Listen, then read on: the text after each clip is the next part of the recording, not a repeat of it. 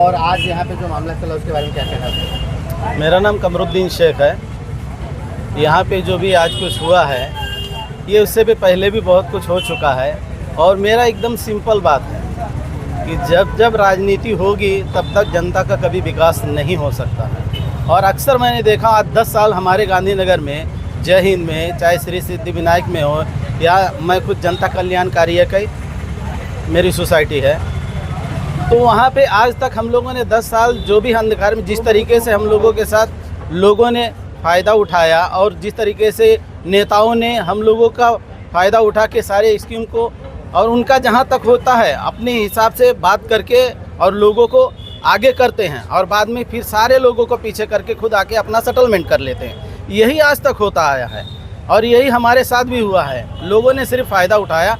आज गलतियाँ इंसान से ही होती है, डेवलपर गलत नहीं होता है, डेवलपर से गलत कराते हैं और ये बीच के लोगों का हिस्सा होता है। ज़्यादातर नेताओं का इसमें ज़्यादा रोल होता है।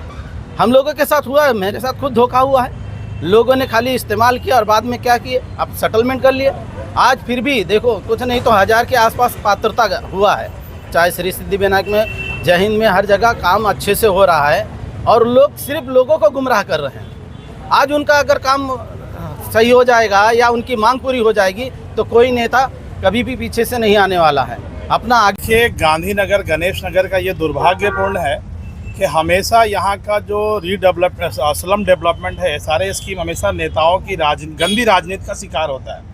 आज कई वर्षों से, तकरीबन 20 वर्षों से लोग यहाँ पे रह रहे हैं और उनको चाहिए घर के बदला घर, लेकिन कुछ ऐसे राजनेता हैं जो कि अपनी राजनीति रोटियां सेकने के लिए फॉर्च्यूनर, स्कॉर्पियो और ड्यूप्लेक्स फ्लैट के लिए आम जनता को बेवकूफ़ बनाने का कार्य करते हैं। जिस तरह से मांझी नगर सेवक वार्ड नंबर 31 और 20 के बिल्डर को पहले लाते हैं, बिल्डर का फिर विरोध करवाते हैं, फिर एक मोटी रकम लेके, चाहे स्कॉर्पियो हो, फॉर्च्यूनर हो या बंगले लेकर सेटलमेंट करते हैं, फिर दूसरी कश्ती पे सवार हो जाते हैं। तो मैं जनता से ये अपील करूंगा कि आपके बाद भावरेकर नगर का जो है ना स्लम वहाँ बना, बावजूद आज वहाँ पर बिल्डिंगें बन गई, लोग अपने घरों के चले गए। मैं किसी बिल्डर के सपोर्ट या विरोध की बात करने नहीं आया हूँ।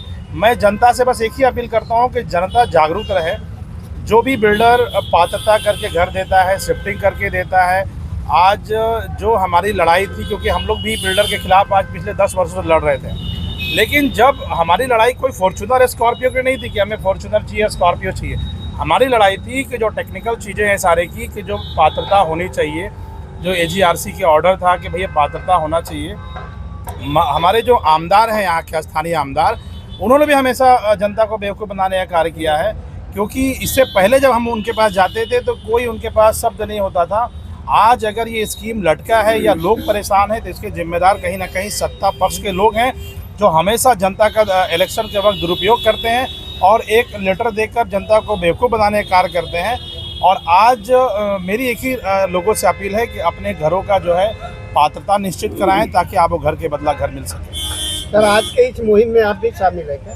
देखिए, मैं जनता के साथ हूँ, मैं किसी डेवलपर या किसी नेता की इसमें नहीं हूँ। मेरा एक ही सोचना है कि आम जनता को घर मिले।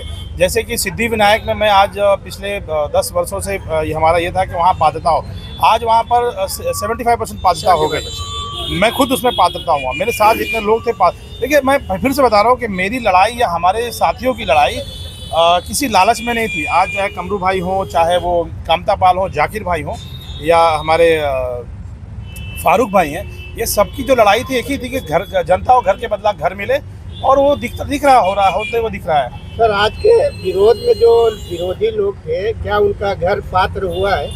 देखिए, अब जिनका पात्रता हुआ है एज पर द सारे रूल्स, वो अंदर जा गए हैं, वोटिंग करने गए हैं, वोटिंग दे रहे हैं, वोट का अधिकार है।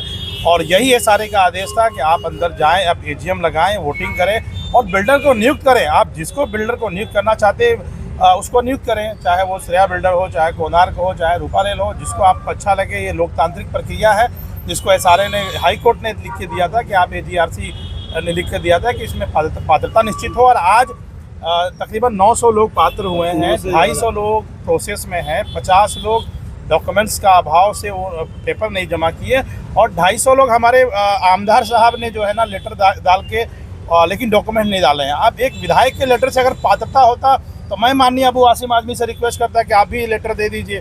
वो 2 लीटर का अंबार लगा दे मेरे बोलने पे, लेकिन पात्रता एक प्रक्रिया है, डॉक्यूमेंट्स की प्रक्रिया है।